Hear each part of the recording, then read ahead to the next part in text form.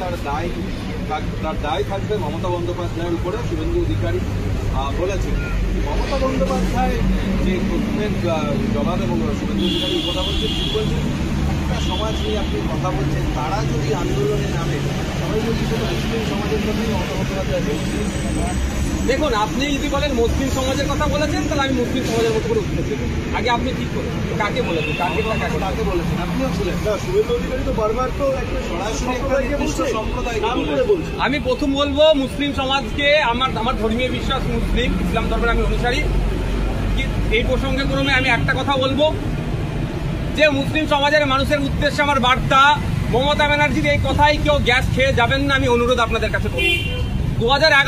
2021 সালের আগে মমতা ব্যানার্জি বলেছিলেন বিজেপির হাত থেকে যদি বাঁচতে চাও, বা তার দল বলেছিলেন যে তৃণমূলকে ভোট দাও। পশ্চিমবাংলার মুসলিম সমাজের হেভি অংশ দুহাত উজাড় করে তৃণমূলকে ভোটটা দিয়েছিল।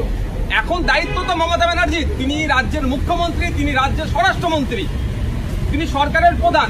যদি যে কথাগুলো শুভেন্দুবাবু বলে বেড়াচ্ছেন সকাল সন্ধ্যা, মাদ্রাসা সম্পর্কে, মুসলমানদেরকে সম্পর্কে বাজে মন্তব্য করছেন, এর জবাব তো প্রশাসনিক মাধ্যমে নেওয়া দরকার। তা না করে আমার তো মনে হয় বকলেমে মুসলমানদেরকে উস্কানোর চেষ্টা করা হচ্ছে যে শুভেন্দুবাবুকে তোমরা ধরো।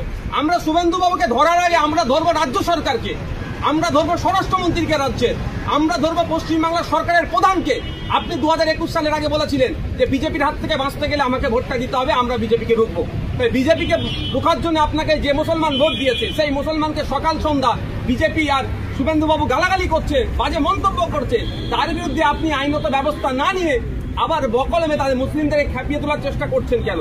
আমার অনুরোধ মুসলিম সমাজের কাছে যে আপনারা প্রশ্ন তুলুন, প্রয়োজনে আপনারা নবান্নে যান, মুখ্যমন্ত্রীকে প্রশ্ন করুন, প্রয়োজনে আপনারা পুলিশ মন্ত্রীকে প্রশ্ন করুন যে এখনো শুভেন্দু বাবুর বিরুদ্ধে এফআইআর হচ্ছে না কেন, সুকান্ত মজুমদারদের বিরুদ্ধে এফআইআর হচ্ছে না কেন?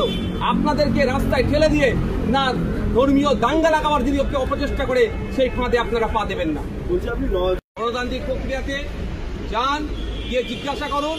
দলবদ্ধ না, এখন 144 থাকে, নবান্নের আশপাশে দলবদ্ধভাবে যাবেন না, পুলিশ লাঠি চার্জ করে ভাগিয়ে দেবে। আপনারা 3 এর কম মানুষ গিয়ে জিজ্ঞাসা করতে পারেন। আপনি কিছু